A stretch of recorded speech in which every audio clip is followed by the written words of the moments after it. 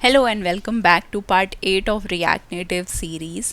आप सबको नमस्ते। आई होप आप सब अच्छे होंगे। लास्ट वीडियो थोड़ी लंबी हो गई थी, इस वजह से मैं जो दो इम्पॉर्टेंट टॉपिक्स थे जो मैंने आपको बताए थे कि मैं कवर करूँगी वो मैं नहीं कवर कर पाई थी। तो आज इस वीडियो में उन दोनों टॉपिक्स को मैं कवर कर रही हूँ। फर्स्ट टॉपिक है हमारा ES मॉड्यूल पैटर्न्स और सेकेंड टॉपिक है हमारा स्टाइल शीट डॉट क्रिएट। सबसे पहले बात करते हैं ES मॉड्यूल पैटर्न्स की। इसको हम ES 6 मॉड्यूल पैटर्न्स भी बोलते हैं। ऐसा क्यों? क्योंकि ECMA स्क्रिप्ट 2015 जब आया था तो उस टाइम पे हमारे पास, यानी कि ES 6 जब हमारे पास आया था तो उस टाइम पे हमें जावास्क्रिप्ट में ये इंपोर्ट और एक्सपोर्ट मॉड्यूल्स जो हैं वो इंट्रोड्यूस हुए थे। ठीक है, तो इस वजह से इनको ES 6 मॉड्यूल पैटर्न्स भी बोला जाता है। अब आप बोलोगे कि मॉड्यूल्स का क्या मतलब है। डोंट वरी, अपने नोटबुक निकाल लो और मैं सारे नोट्स बता रही हूँ तो उसको नोट करते जाओ एक एक करके। सबसे पहले हमने जो पॉइंट कवर किया कि हम ES मॉड्यूल पैटर्न्स जो हैं उसको समझ रहे हैं, तो हम उसको ES 6 मॉड्यूल पैटर्न्स भी बोलते हैं। और इसके अलावा मैंने आपको बताया कि जैसे अभी तो ES 7 या ES 8 आ चुका है, लेकिन फिर भी हम इसको ES 6 मॉड्यूल पैटर्न्स बोलते हैं क्योंकि ये तब आया था जब हमारा ECMA स्क्रिप्ट 2015 आया था। ठीक है, तो अब सबसे पहले स्क्रीन पे चलते हैं, मैं आपको बेसिक डिफरेंस बताती हूँ।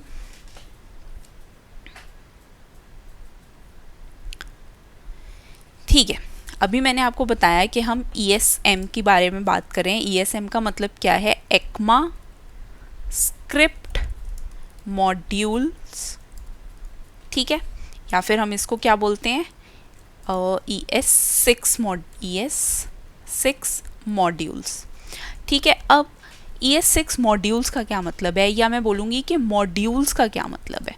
मॉड्यूल का मतलब है कि कोई भी ऐसा पार्ट, कोई भी ऐसा फाइल या कोई भी ऐसा कोड जो हम रीयूज़ कर सकते हो, जिस कोड को हम रीयूजेबल कोड, जिस कोड को हम रीयूज़ कर सकते हैं उसको हम बोलते हैं हमारा मॉड्यूल।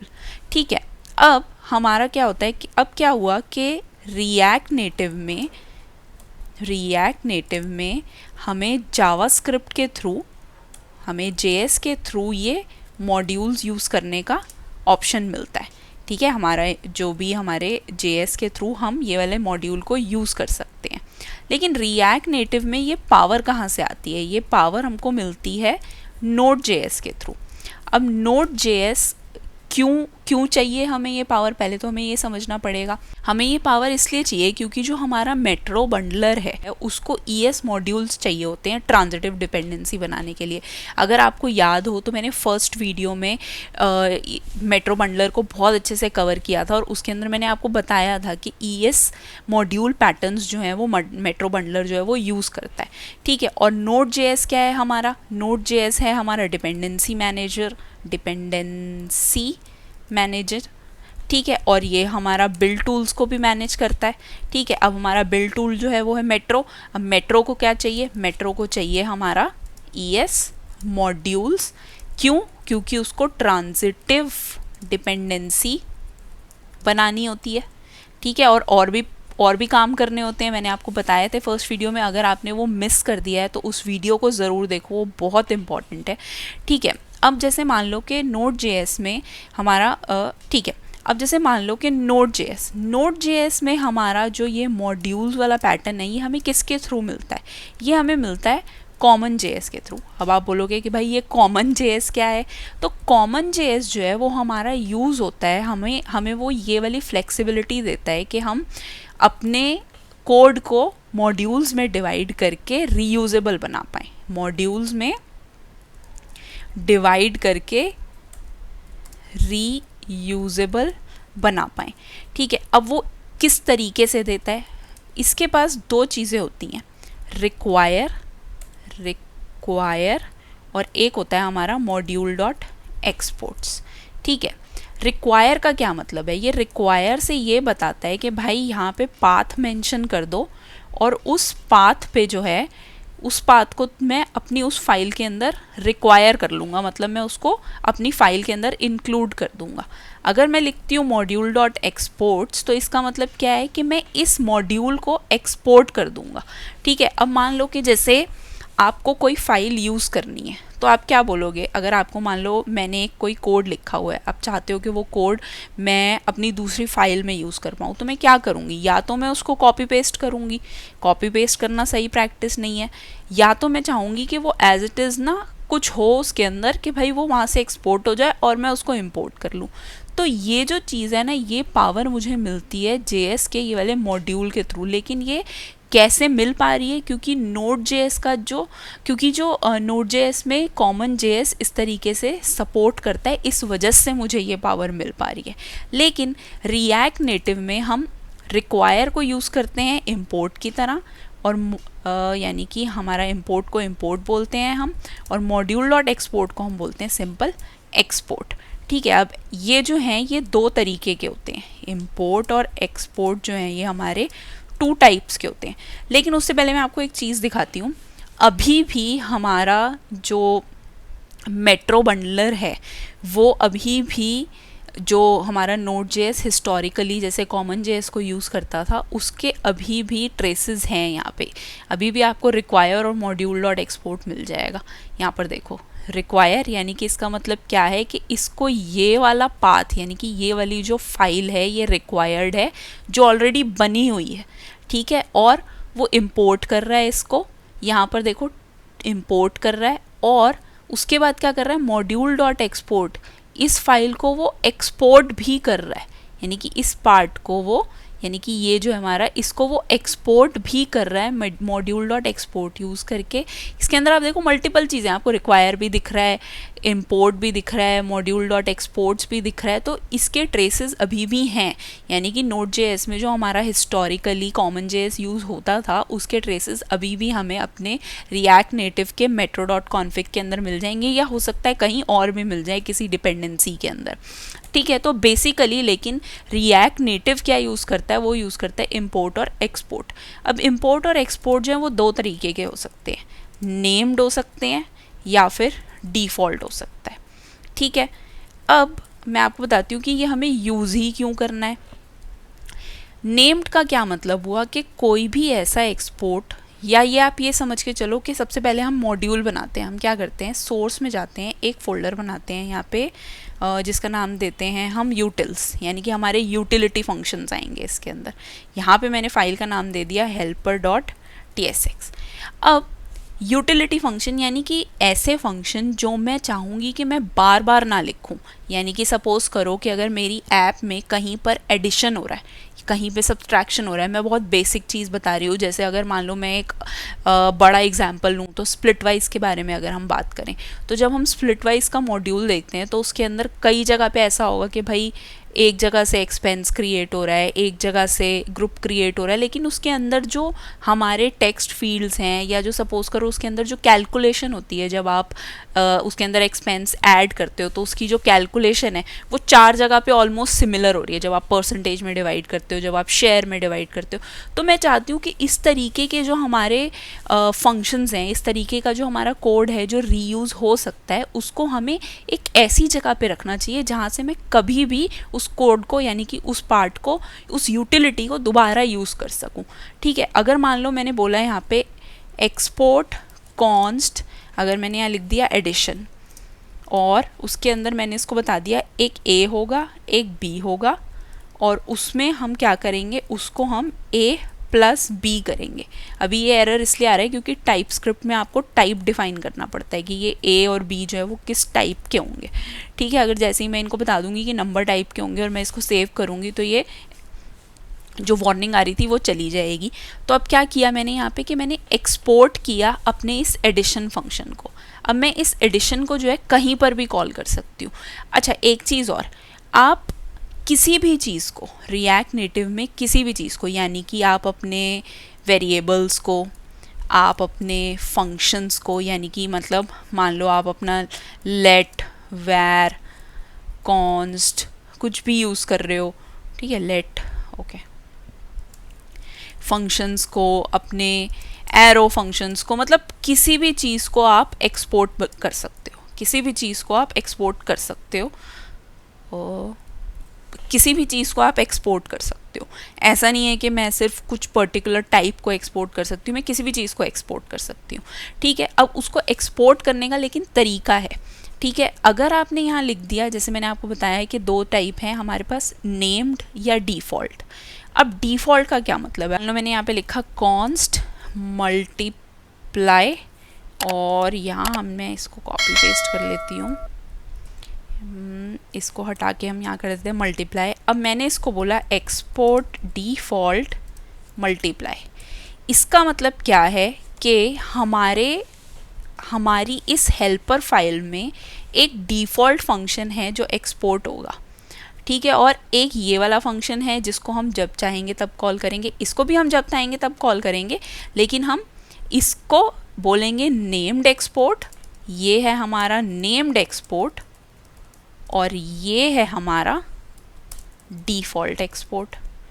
ठीक है, अब मान लो कि मैं इसको यूज़ करना चाहती हूँ कहीं पे, तो मैं अपनी स्क्रीन 2 में आती हूँ। स्क्रीन 2 में आने के बाद मैं क्या करती हूँ, यहाँ पर करती हूँ कॉन्स्ट ऐड, और मैं कॉल करती हूँ किसको, एडिशन को। मैंने यहाँ लिखा एडिशन। मैं जैसे ही एंटर करूँगी, ये देखो इसने क्या किया, यूटिल्स में से, हेल्पर फाइल में से ये एडिशन को ले आया, और मुझे यहाँ पर क्या करना पड़ेगा, नंबर पास करना पड़ेगा। मैंने यहाँ लिख दिया मान लो 2,3, और अब मैं यहाँ पे कंसोल करा सकती हूँ, console.log ऐड। तो इसका मतलब क्या होगा कि मुझे दोबारा से ये एडिशन का कोड जो है वो नहीं लिखना पड़ा। तो मुझे फ़ायदा हो गया कि मुझे एडिशन का कोड जो है वो दोबारा नहीं लिखना पड़ा, क्योंकि वो मैंने ऑलरेडी लिखा हुआ था। अगर मैं स्क्रीन 2 पे मैंने इसको कॉल किया, अगर मान लो मैं स्क्रीन 1 पे भी मुझे एडिशन चाहिए, हैंडल सबमिट के अंदर अगर मान लो मुझे, या फिर मैं बोलती हूँ कि यहाँ पर भी मैं एक एडिशन कर रही हूँ, एडिशन इज़ इक्वल टू, मैं कॉल कर रही हूँ एडिशन को, और उसके अंदर मैं पास कर रही हूँ फिर 10 और 100 सपोज। ठीक है, और इसको मुझे यहाँ पे चेंज करना पड़ेगा। अब मान लो यहाँ पे मैंने इसको कंसोल कर दिया, और कंसोल करके मैंने लिख दिया एडिशन नम। तो इसका मतलब क्या है कि जो भी इसका एडिशन होगा वो यहाँ आ जाएगा। तो मैंने क्या किया, मैंने कोड तो लिखा एक बार ही, मतलब मैंने यहाँ पर एडिशन को मेंशन तो किया एक बार, लेकिन उसको मैंने यूज़ कर लिया स्क्रीन 1 में भी, स्क्रीन 2 में भी, मैं जितनी मर्ज़ी जगह इसको यूज़ कर सकती हूँ। तो यही फ़ायदा है हेल्पर फंक्शंस बनाने का। अब हेल्पर फंक्शंस तो हम कहीं और भी बना सकते थे, हाँ आप यूटिल्स के अंदर की जगह कहीं और भी बना सकते हो, लेकिन जनरल प्रोजेक्ट स्ट्रक्चर जो होता है वो यही होता है कि आप यूटिलिटी के अंदर, मतलब यूटिल्स के फोल्डर के अंदर आप अपने यूटिलिटी वाले फंक्शंस बनाओगे। तो आपने हेल्पर नाम का एक वो फंक्शन इसमें बना दिया। अब दोनों में देखना इंपोर्ट का अलग अलग तरीका है, ये मल्टीप्लाई है और ये एडिशन है। अब देखना मैं मल्टीप्लाई को कॉल करती हूँ, यहाँ पर मैंने यहाँ बोला const multiple is equal to multiply, और इसके अंदर मैंने नंबर दे दिया मान लो 2 × 90, और मैंने यहाँ कंसोल कर दिया मल्टीपल को। ठीक है, अब आप देखो यहाँ पर दो तरीके से ये इंपोर्ट हुआ है। एडिशन कैसे इंपोर्ट हुआ है, कर्ली ब्रेसेस के अंदर, और हमारा जो मल्टीप्लाई है वो विदाउट ब्रेसेस हुआ है। तो इसका मतलब क्या है कि एडिशन जो है ये हमारा नेम्ड एक्सपोर्ट हुआ है, ये नेम्ड इंपोर्ट हुआ है, और ये डिफ़ॉल्ट है। जनरली डिफ़ॉल्ट हम यूज़ करते हैं अपने कंपोनेंट्स के साथ, क्योंकि हम चाहते हैं कि ये कंपोनेंट हमारा बाय डिफ़ॉल्ट जो है वो एक्सपोर्ट हो जाए, कहीं पे भी हमें यूज़ करना हो तो हम यूज़ कर पाएँ। हम जनरली हेल्पर फंक्शन में बहुत कम इस तरीके से हम डिफ़ॉल्ट मेंशन करते हैं। अब मान लो मैं एक और फंक्शन बनाती हूँ, एक्सपोर्ट कॉन्स्ट डिवाइड, और इसके अंदर मैं करती हूँ सेम, इसको कॉपी पेस्ट यहाँ पे कर दिया, और यहाँ मैंने उसको सपोज बोल दिया a को डिवाइड करना है b से। अब ये क्या हुआ मेरा, ये भी हुआ मेरा नेम्ड एक्सपोर्ट। ठीक है, ये डिफ़ॉल्ट एक्सपोर्ट नहीं हुआ, ये नेम्ड एक्सपोर्ट हुआ। अच्छा, एक फाइल में ना एक ही डिफ़ॉल्ट एक्सपोर्ट हो सकता है, मल्टीपल डिफ़ॉल्ट एक्सपोर्ट नहीं हो सकते। मैं आपको बना के दिखाती हूँ। सपोज़ मैंने यहाँ लिखने की कोशिश करी const division is equal to, इसको कॉपी कर लेते हैं यहाँ से, और मैं यहाँ पर लिख रही हूँ एक्सपोर्ट डिफ़ॉल्ट डिवीजन। अभी देखना मुझे यहाँ पे एरर मिलेगा। क्या एरर मिलेगा, a module cannot have multiple default exports. The first export default is here. वो बोल रहा है कि ऑलरेडी आप एक डिफ़ॉल्ट एक्सपोर्ट कर रहे हो, आप दूसरा डिफ़ॉल्ट एक्सपोर्ट नहीं कर सकते हो. इसीलिए हम इसको नेम्ड एक्सपोर्ट करते हैं, क्योंकि हमारे को मल्टीपल फंक्शंस या मल्टीपल हमारी यूटिलिटी जो है उसको एक्सपोर्ट करना पड़ सकता है. इस वजह से हमारा जो ये ES मॉड्यूल का जो काम है वो होता है. ठीक है. अब जैसे हमने इसको नेम्ड एक्सपोर्ट किया, तो जब हम इंपोर्ट करेंगे तब भी तो वो नेम्ड ही होगा. ठीक है. और जब हम उसको डिफ़ॉल्ट करेंगे यहाँ पर, तो वो इंपोर्ट भी तो डिफ़ॉल्ट ही होगा, जिस तरीके से डिफ़ॉल्ट होता है. इससे क्या एक फ़ायदा होता है कि एक तरीके के जो हमारे फंक्शंस हैं ना, वो एक जगह पे लॉजिकली क्लब हो जाते हैं. जैसे अब ये मैथ के सारे फंक्शन हो रहे हैं, ये सब यहाँ पे एक तरीके से क्लब हो गए. आप चाहो तो और भी चीज़ें यहाँ पे मेंशन कर सकते हो, कोई प्रॉब्लम नहीं है उसके अंदर. लेकिन हाँ, इसका यही फ़ायदा है नेम्ड एक्सपोर्ट या नेम्ड इंपोर्ट का, कि आपको बार बार लॉजिक लिखना नहीं पड़ रहा. सेम चीज़ जो है वो आपने एक जगह मेंशन कर दी और वहीं से आप उसको कॉल कर रहे हो. ठीक है. तो आई होप आपको ये समझ में आ गया होगा. मैं एक बारी फिर से रिपीट कर देती हूँ. हमारा जो ये ECMA स्क्रिप्ट के जो मॉड्यूल्स हैं, इनको हम ES6 मॉड्यूल्स भी बोलते हैं. कुछ जगह पे अभी भी ES6 मॉड्यूल यूज़ होता है. मॉड्यूल्स का मतलब क्या है? मॉड्यूल्स का मतलब ऐसा कोड या ऐसा पार्ट ऑफ कोड या ऐसा पीस ऑफ कोड जो हम रीयूज़ कर सकते हो. हमने एक जगह पे लिख दिया, एक बार लिख दिया, अब हम उसको रीयूज़ कर सकते हैं. अब रिएक्ट नेटिव में हम इस तरीके की चीज़ जो है वो हम बना सकते हैं JS के मॉड्यूल्स, यानी कि वही हमारे ECMA स्क्रिप्ट, यानी कि हमारे ES6 वाले जो हमारा इंपोर्ट एक्सपोर्ट है उसको यूज़ करके. और रिएक्ट नेटिव में ये Node.js जो हमारा डिपेंडेंसी मैनेजर है या जो हमारा बिल्ड टूल भी है मेट्रो के लिए, तो जो हमारा बिल्ड टूल भी है यानी कि हमारा मेट्रो, वो भी ES मॉड्यूल्स यूज़ करता है अपनी ट्रांजिटिव डिपेंडेंसीज़ को बनाने के लिए. अब Node.js में ये मॉड्यूल्स कैसे यूज़ होते हैं? जब Node.js आया था तो उस टाइम पे CommonJS जो है वो यूज़ होता था. तो हिस्टोरिकली Node.js का जो कनेक्शन है ना, वो CommonJS के साथ है. और CommonJS के अंदर ये मॉड्यूल्स किस तरीके से इंपोर्ट एक्सपोर्ट होते थे, रिक्वायर या module.export यूज़ करके. मैंने आपको दिखाया है कि हमारी जो metro.config है उसके अंदर अभी भी हमारे जो ये ट्रेसेस हैं इसके ये मिल जाएंगे. ठीक है. अब अभी भी वैसे अगर आप देखोगे तो अभी भी जो लेगेसी प्रोजेक्ट्स हैं उनके अंदर अभी भी आपको रिक्वायर या module.export जो है वो मिल जाएगा. लेकिन जो अब नए प्रोजेक्ट्स बनते हैं उन सब के अंदर सब ज़्यादा से ज़्यादा इंपोर्ट और एक्सपोर्ट जो है वो यूज़ होता है. ठीक है. अब इंपोर्ट और एक्सपोर्ट जो हैं वो दो तरीके के होते हैं. एक होता है हमारा नेम्ड और एक होता है हमारा डिफ़ॉल्ट. नेम्ड का मतलब क्या हुआ?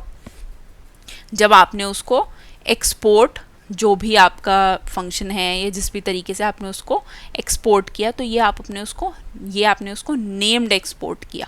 लेकिन जब आप डिफ़ॉल्ट एक्सपोर्ट कर रहे हो तो इसका मतलब क्या है कि वो डिफ़ॉल्ट एक्सपोर्ट, और डिफ़ॉल्ट एक्सपोर्ट हो रहा है तो इंपोर्ट भी डिफ़ॉल्ट होगा. नेम्ड एक्सपोर्ट हो रहा है तो इंपोर्ट भी नेम्ड होगा. ठीक. तो हमने ये दोनों चीज़ें करके देखी यहाँ पे. अब अगर मैं मान लो यहाँ पर कंसोल दिखाती हूँ आपको ओपन करके. अगर मैं यहाँ जाती हूँ तो अभी हमारी स्क्रीन 3 आई थिंक यूज़ हो रही है. app.ts में चलते हैं. हाँ, तो यहाँ अगर मैं स्क्रीन 2 कर दूँ या स्क्रीन 2 कर देते हैं, इसको मैं सेव करूँगी और मैं अगर यहाँ पे अपना इसको रीलोड करते हैं, अगर मैं यहाँ पे अपना इसको ओपन करूँगी कंसोल को, तो इसने देखो दिखा दिया 5. इसका मतलब क्या हुआ? स्क्रीन 2 के अंदर हम एडिशन कर रहे थे 2 और 3 का. अगर मैं यहाँ पे स्क्रीन 1 कर दूँ तो हम वहाँ पे तो 2-3 चीज़ें कर रहे थे ना. स्क्रीन 1. अब इसको सेव करते हैं तो इसको ओपन करते हैं. ठीक है. 110 और 180 ये कहाँ से आया हमारे पास? स्क्रीन 1 में हमने क्या किया था? एडिशन किया था 10 और 100 का, और मल्टीप्लिकेशन किया था 2 और 90 का. तो उसका कंसोल जो है हमारे पास यहाँ पर आ गया. अब हम बात करते हैं अपने सेकंड कॉन्सेप्ट की. सेकंड कॉन्सेप्ट कौन सा था हमारा? stylesheet.create. ये एक बहुत इंपॉर्टेंट डिस्कशन है. आप मुझे बाद में थैंक यू बोलोगे, जोक्स अपार्ट. आप नोट्स बनाओ क्योंकि ये बहुत इंपॉर्टेंट डिस्कशन है। मुझे पता है कि इस तरीके का ट्यूटोरियल जो है वो नहीं है अवेलेबल, क्योंकि जब मैं इस चीज़ को सीख रही थी तो मैंने भी बहुत रिसर्च करके ये सब चीज़ें समझी हैं, तो मैं आपको बताना चाहती हूँ। सबसे पहले हम बात करते हैं कि हमारा stylesheet.create जो है वो क्या है, लेकिन उससे पहले मैं आपको एक जावास्क्रिप्ट का कॉन्सेप्ट बताती हूँ। यहाँ पर हम चलते हैं, जावास्क्रिप्ट का एक कॉन्सेप्ट बताती हूँ। जावास्क्रिप्ट में एक कॉन्सेप्ट होता है हमारा डेटा टाइप्स। डेटा टाइप्स, अब डेटा टाइप्स जो है हमारे, ये होते हैं हमारे प्रिमिटिव टाइप्स, प्रिमिटिव, और होता है हमारा रेफरेंस टाइप। ठीक है, अब हमारा जो ये दोनों टाइप्स हैं ये कहाँ पर एक्चुअली सेव होते हैं। ठीक है, आपने क्या सुना है, हीप मेमोरी और स्टैक मेमोरी। ये मैं आपको इसलिए बता रही हूँ क्योंकि इससे जो मैं अब आपको कॉन्सेप्ट बताऊंगी ना अपना stylesheet.object वाला, वो समझना थोड़ा आसान हो जाएगा। हीप मेमोरी का क्या मतलब है कि जो भी हमारे रेफरेंस टाइप होते हैं, जो भी हमारे रेफरेंस टाइप होते हैं, यानी कि हमारे ऑब्जेक्ट, एरे, फंक्शन, ये सब जो हैं ये हमारे हीप मेमोरी में स्टोर होते हैं। अब हीप मेमोरी में क्या स्टोर होता है, जैसे मान लो आपने एक ऑब्जेक्ट डिफाइन किया, const obj is equal to, मैंने यहाँ लिखा first name I coding saga. ठीक है, इसके बाद मैंने लिखा यहाँ पर टॉपिक्स, और टॉपिक में मैंने यहाँ पे लिख दिया फ़िलहाल रिएक्ट नेटिव। ठीक है, तो अब क्या हुआ, हमारा जो ये रेफरेंस डेटा टाइप है ना, यानी कि जो हमारा ये वाला पार्ट है, ये स्टोर होता है हमारा हीप मेमोरी में।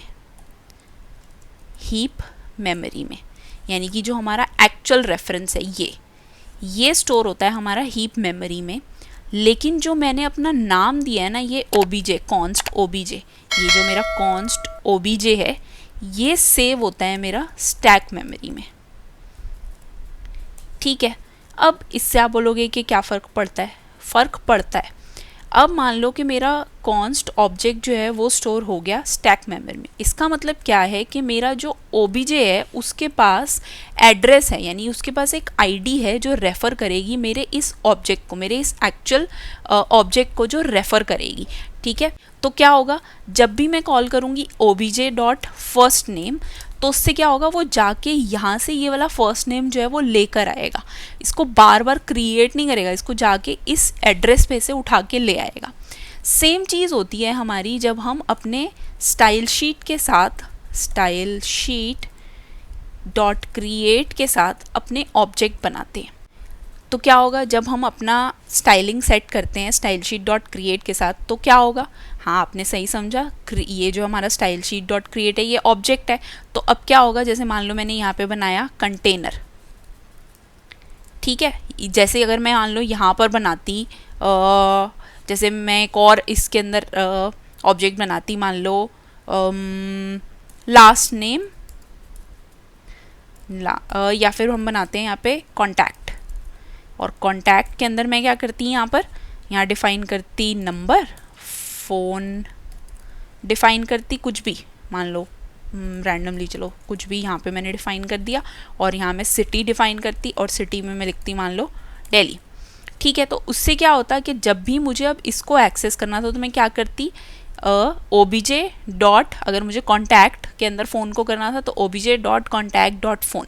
इसी तरीके से जब मुझे क्रिएट के अंदर कंटेनर अपना ये वाला ऑब्जेक्ट यूज़ करना है, ठीक है, अगर मान लो मैंने यहाँ पे डिफ़ाइन किया है flex1, और बैकग्राउंड कलर मैंने दे दिया है, मान लो कुछ भी बैकग्राउंड कलर मान लो मैंने दे दिया है रेड, तो अब क्या होगा कि मैं stylesheet.create से अपना एक ऑब्जेक्ट बना रही हूँ। ये मेरा ऑब्जेक्ट जो है ये है कंटेनर।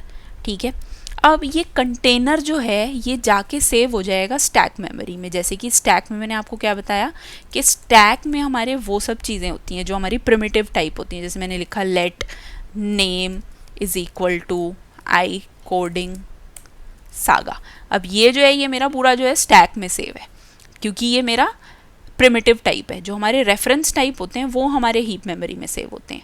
ठीक है, तो हमारा ये भी एक तरीके से मान के चलो कि रेफरेंस टाइप है, क्योंकि ये हमारा ऑब्जेक्ट है। मान के क्या चलो, मतलब ये हमारा रेफरेंस टाइप है क्योंकि ये एक ऑब्जेक्ट है। तो अब क्या होगा, कंटेनर जो है, जो यानी कि नाम है, उसको एक आईडी असाइन हुई और वो जाके सेव हो जाएगा स्टैक में। और कंटेनर का जो एक्चुअल रेफरेंस है, जो एक्चुअल रेफरेंस है यानी कि जो हमारा ये वाला पार्ट है, ये जाके सेव हो जाएगा हमारा कहाँ पर, हीप में।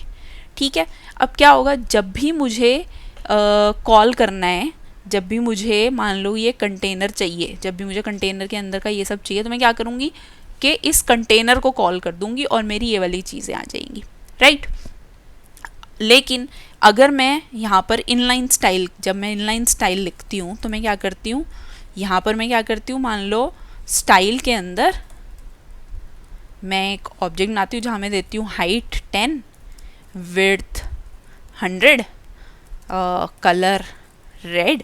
ठीक है, कुछ भी मैं मल्टीपल स्टाइल देती हूँ। लेकिन यहाँ पे क्या हुआ, इसका क्या मतलब है, ये तो कहीं पे सेव नहीं हो रहा। मैंने उस ऑब्जेक्ट को क्या रेफरेंस दिया है, मतलब मैंने क्या रेफरेंस, क्या नाम है मेरे उस ऑब्जेक्ट का, तो ये तो कहीं सेव नहीं हो रहा। तो क्या हो रहा है, हर बार जब भी मैं अपनी ऐप में कुछ भी चेंजेस कर रही हूँ, वो रेंडर हो रहे हैं, जब वो री रेंडर हो रहे हैं, तो हर बार ये चीज़ें जो हैं दोबारा से असाइन हो रही हैं उसको।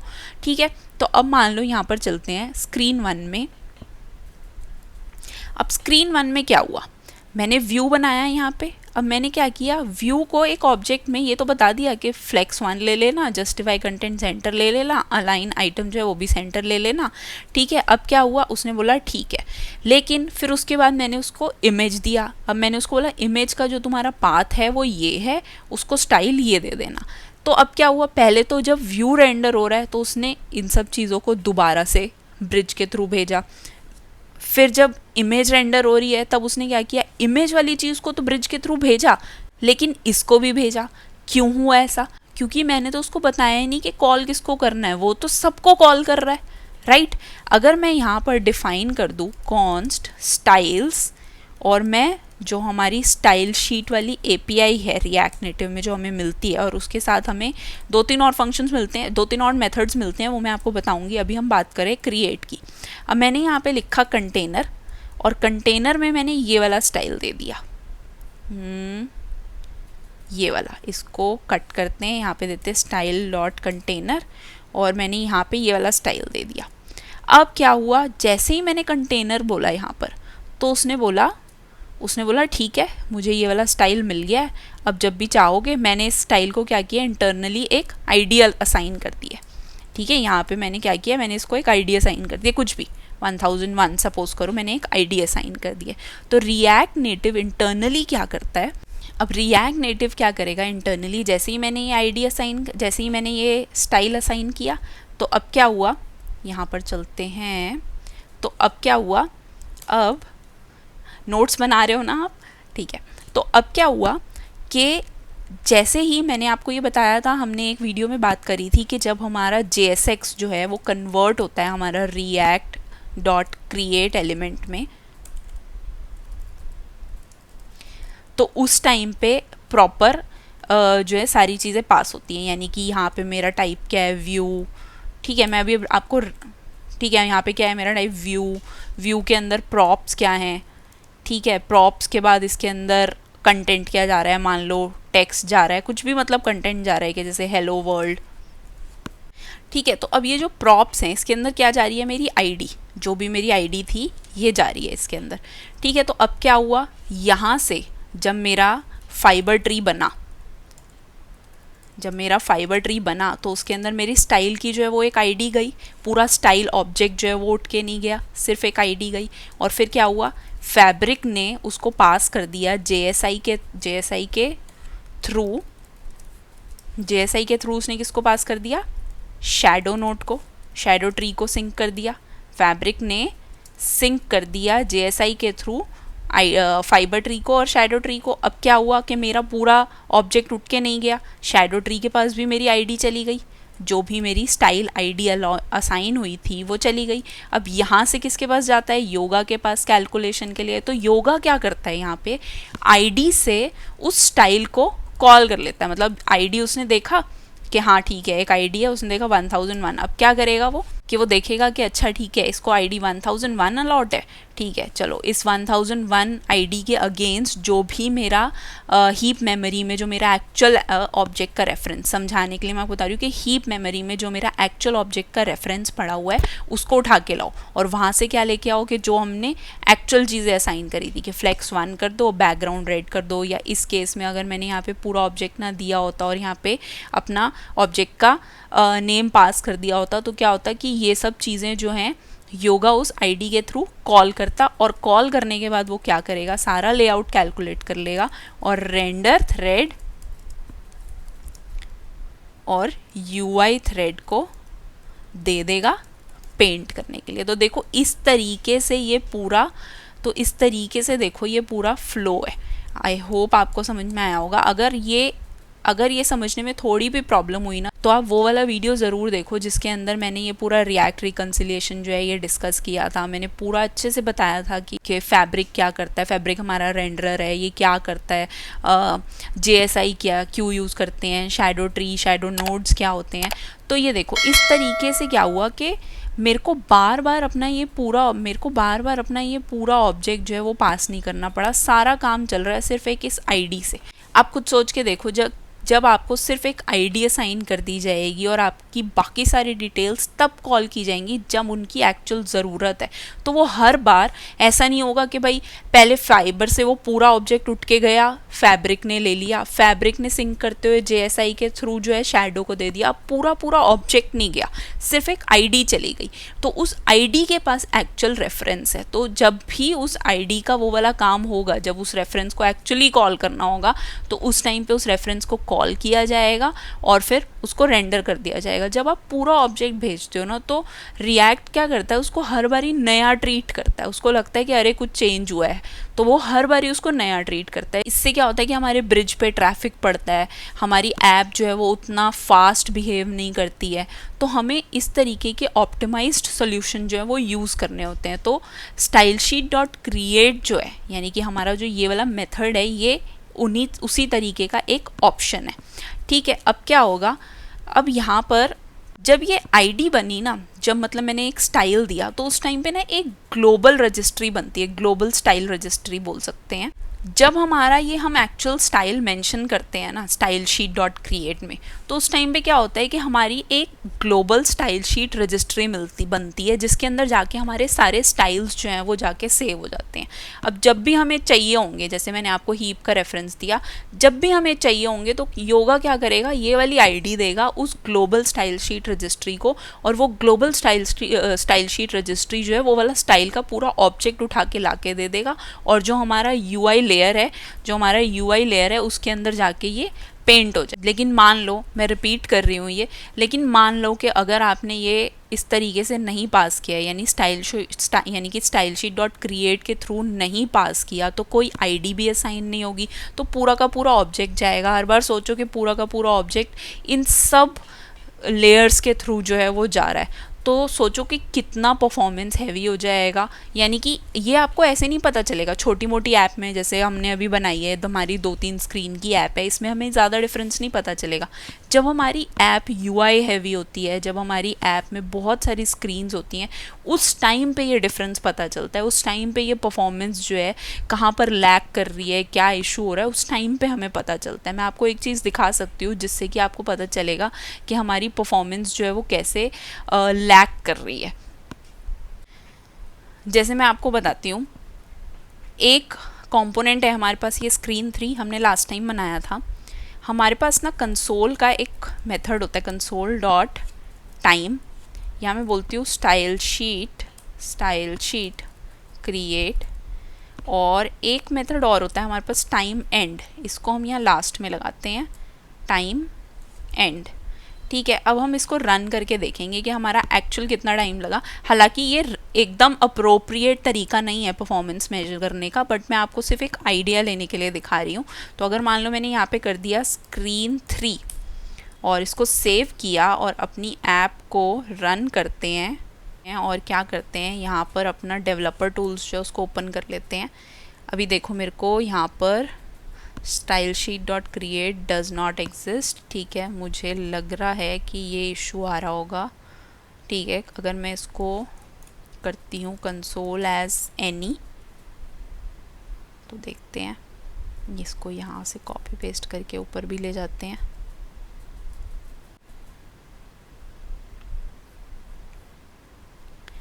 अब देखते हैं अगर अब हमें दिखता है तो ठीक है। ये देखो style sheet dot create, I hope आपको ये दिख नज़र आ रहा होगा। ये देखो इसने कितना टाइम लिया, 35,223 पॉइंट समथिंग सेकेंड्स। ठीक है, तो ये मैं आपको बोल रही हूँ जैसे कि ये एक्चुअल तरीका नहीं है परफॉर्मेंस मेजर करने का, लेकिन हमें इससे थोड़ा आइडिया लगेगा कि हमारी अभी जो स्क्रीन की रेंडरिंग हो रही है, जब हमने इनलाइन स्टाइल मेंशन किया हुआ है हर जगह पे, तो हमारी स्क्रीन की जो रेंडरिंग हो रही है वो कितना टाइम ले रही है, वो अभी इतना टाइम ले रही है। ठीक है, अगर लेकिन मैं इस पूरे कंपोनेंट को स्टाइल शीट डॉट क्रिएट के थ्रू चेंज कर दूँ, जैसे मान लो मैं इसको यहाँ से हटाती हूँ और यहाँ मैं देती हूँ स्टाइल, पहले स्टाइल शीट बना लेते हैं अपनी यहाँ पर, यहाँ हम बनाते हैं const style is equal to style sheet API को इम्पोर्ट करते हैं, डॉट क्रिएट को यूज़ करते हैं। मैं अभी आपको इसके दो फंक्शंस और दो मेथड्स और हैं वो भी बताऊँगी। यहाँ मैंने डिफ़ाइन किया कंटेनर, और कंटेनर के अंदर मैंने अपना फर्स्ट स्टाइल डाल दिया। अब इस कंटेनर को मैं यूज़ कर लूँगी, यहाँ पर क्या करते हैं, यहाँ हम देते हैं स्टाइल डॉट कंटेनर, क्या हो गया है, ओके इसको कमेंट करते हैं, हाँ ठीक है, अभी इसको कमेंट कर देते हैं। ठीक है, अब मैंने क्या किया है, यहाँ पर मैंने इसको सेव किया। अब मैंने क्या किया है, यहाँ पे जो हमारा नेक्स्ट है, यहाँ से इस व्यू को भी उठाते हैं, इसको देते हैं स्टाइल डॉट फ्लेक्स कंटेनर, यहाँ लिखते हैं फ्लेक्स कंटेनर और ये कॉपी पेस्ट कर देते हैं। सेम वेज इसको उठाते हैं, यहाँ से कट करते हैं, स्टाइल डॉट एवेटार दे देते हैं, यहाँ पे लिखते हैं एवेटार, फटाफट से कर लेते हैं ये।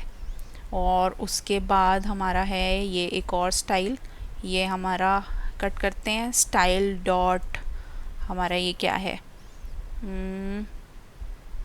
ये हमारी पोस्ट इमेज है, तो पोस्ट img, और यहाँ पे लिख देते हैं पोस्ट img और यहाँ पेस्ट कर देते हैं। इतना हो गया।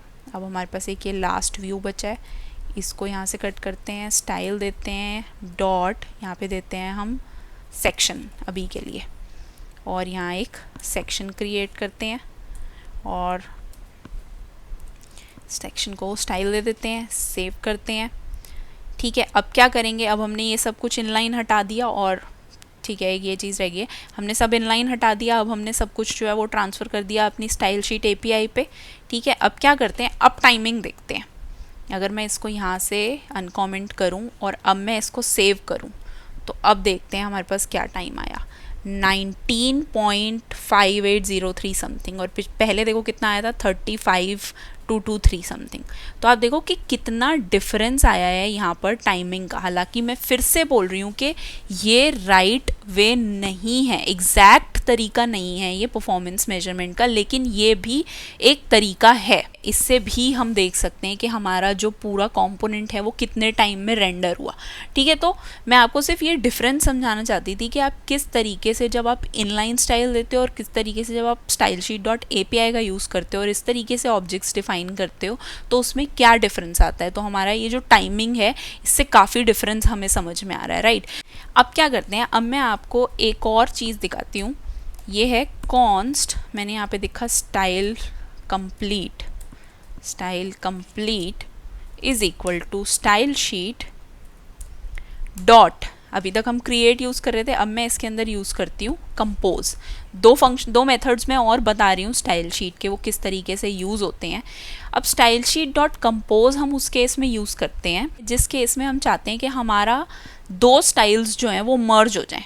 जैसे मान लो कि अगर मैं चाहती हूँ कि मेरा जो ये वाला सेक्शन है जहाँ मैंने ये इनलाइन स्टाइल छोड़ा हुआ है, अगर मैं इसको यहाँ से हटा के, मार्जिन 20 किया था ना, इसको हटा के मैं यहाँ पे ले आती हूँ और यहाँ मैं दे देती हूँ मार्जिन 20 और इसको कॉपी कर लेते हैं यहाँ पे। ठीक है। और एक बार देखते हैं क्या फ़र्क पड़ा। यहाँ पे ले आते हैं स्टाइल डॉट मार्जिन 20। ओके,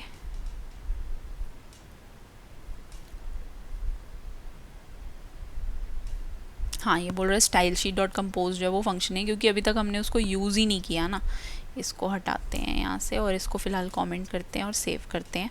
ठीक है, तो अब क्या हुआ, हमने मार्जिन 20 दे दिया था यहाँ पे, कहाँ गया हमारा मार्जिन 20, मार्जिन 20 दे दिया था। अब मान लो कि मैं यहाँ पर एक बैकग्राउंड, ये जो टेक्स्ट है मेरा, इसमें मैं एक स्टाइल दे के यहाँ देती हूँ कि बैकग्राउंड कलर जो है वो हो जाएगा ग्रीन, ठीक है, और कलर जो है वो हो जाएगा रैंडम कलर दे देते हैं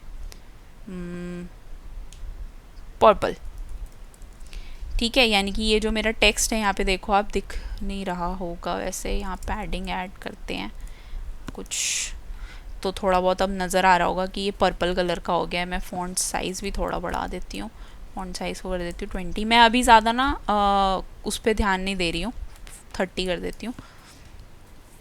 मैं अभी ज़्यादा स्टाइलिंग पे ध्यान नहीं दे रही हूँ, मेरा पर्पस है आपको स्टाइल शीट एपीआई की ये जो मेथड्स हैं इनको बताना। अब क्या हुआ कि मैंने यहाँ पे एक स्टाइल दे दिया इस टेक्स्ट को, और मैं यहाँ से इसको हटाती हूँ, इसको मैं देती हूँ स्टाइल डॉट txt स्टाइल, मैंने ये बोल दिया। यहाँ पे चलते हैं और यहाँ मैंने बोला txt स्टाइल दे दिया। अब इसको मैंने सेव कर दिया। अब मैं चाहती हूँ कि जो मैंने ये अपना txt स्टाइल दिया था ना, उसके अंदर वो वाला स्टाइल मेरा इस वाले टेक्स्ट पे भी आ जाए, लेकिन जो मैं इसका और दे रही हूँ स्टाइल वो रहना चाहिए। मैंने इसको मार्जिन 20 दिया है ना, ठीक है, तो मैं चाहती हूँ वो रहना चाहिए।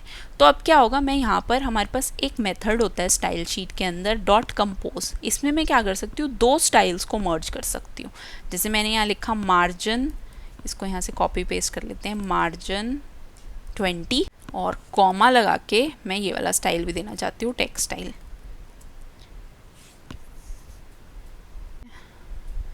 ठीक है, एरर क्या मिल रहा है, बोल रहा है प्रॉपर्टी मार्जिन 20 डजंट एग्जिस्ट।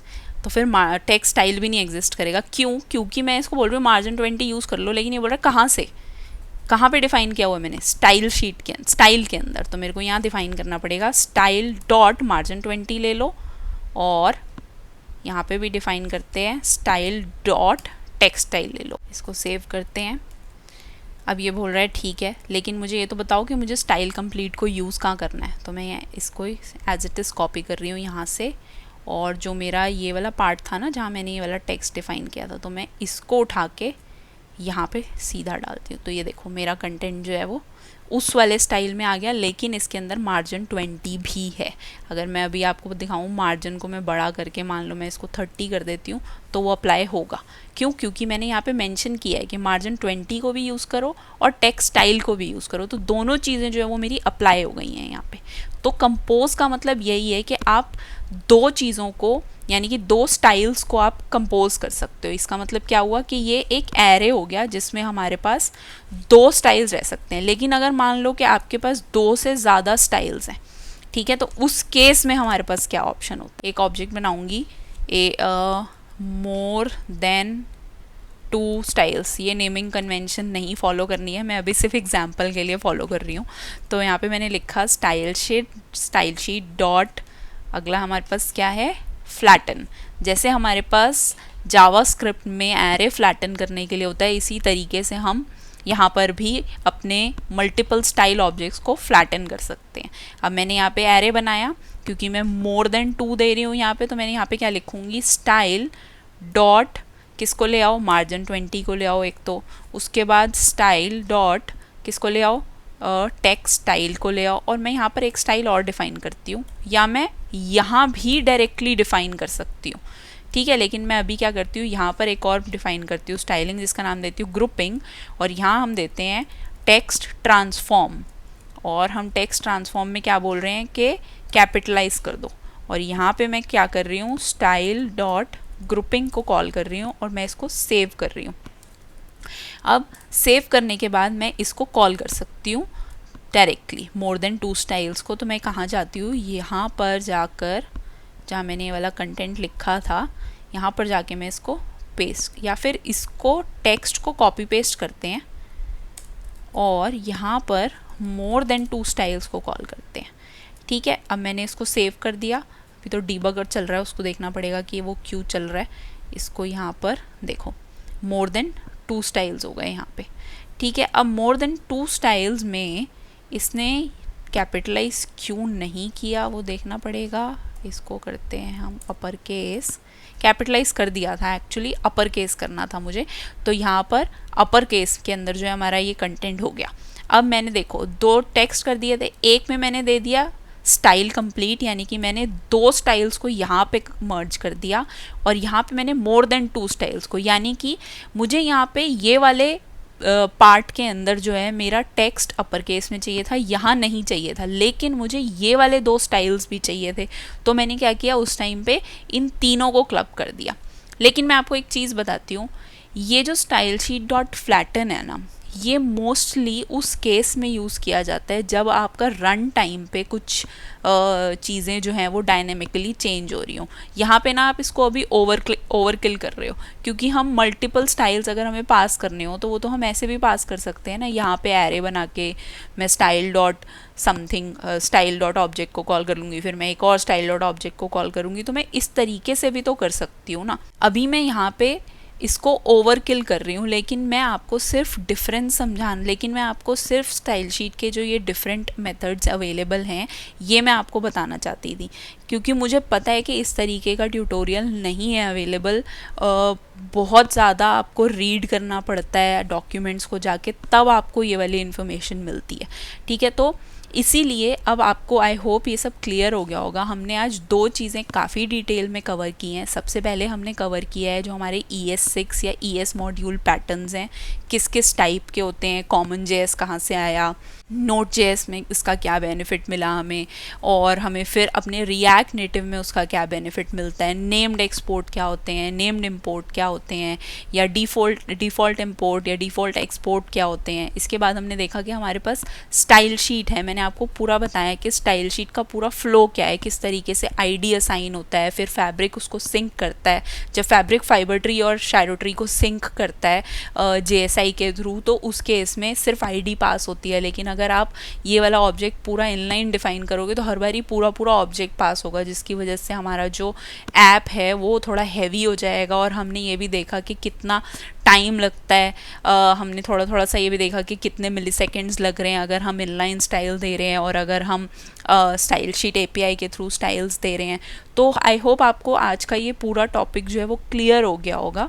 अगली वीडियो में हम अपने रिएक्ट हुक्स की बात करेंगे, जिसमें हम यूज स्टेट की बात करेंगे। सबसे इंपॉर्टेंट हुक्स में से एक मैं बोलूँगी कि मोस्टली यूज़ होता है यूज स्टेट हुक, और पूरा प्रैक्टिकल करेंगे तो हम एक स्टेप और ऊपर आ जाएंगे। जो अभी तक हमने बेसिक UI सीखा, हमने स्टाइल शीट को सीखा, हमने और भी बहुत सारी थ्योरी को इस तरीके से सीखा है कि हमें वो प्रैक्टिकल काम करने में कितनी हेल्प करेगी। तो ये सब चीज़ें जो है अभी तक हम कवर कर चुके हैं। अब हम अपने आप को स्टेप अप कर रहे हैं, मतलब लेवल अप कर रहे हैं। तो अब हम जाने वाले हैं अपने रिएक्ट हुक्स की तरफ। तो नेक्स्ट वीडियो में मैं रिएक्ट हुक्स में से एक काफ़ी important hook use state hook जो है उसको कवर करूँगी। तब तक मैं बोलूँगी कि आज की वीडियो से आप नोट्स बनाओ, पहले वीडियोस से भी नोट्स बनाओ, लेकिन आज की वीडियोस से नोट्स बनाओ। चाय लो, कॉफ़ी लो, नोट्स बनाओ, और मुझे थैंक यू बोलने का मन करे तो कमेंट सेक्शन में थैंक यू बोल दो। लेकिन अगर कोई क्वेरी बोलने का मन करे, कोई क्वेरी पूछने का मन करे, तो वो भी कमेंट सेक्शन में ज़रूर ऐड कर दो, या फिर बहुत बड़ी क्वेरी है तो ईमेल कर दो। तो कंटेंट को सपोर्ट करो, चैनल को सपोर्ट करो, सब्सक्राइब करो, और तब तक के लिए मैं बोलूँगी thank you so much video देखने के लिए, अप्रिशिएट करने के लिए, और इसी तरीके से सपोर्ट करते रहो। Thank you so much.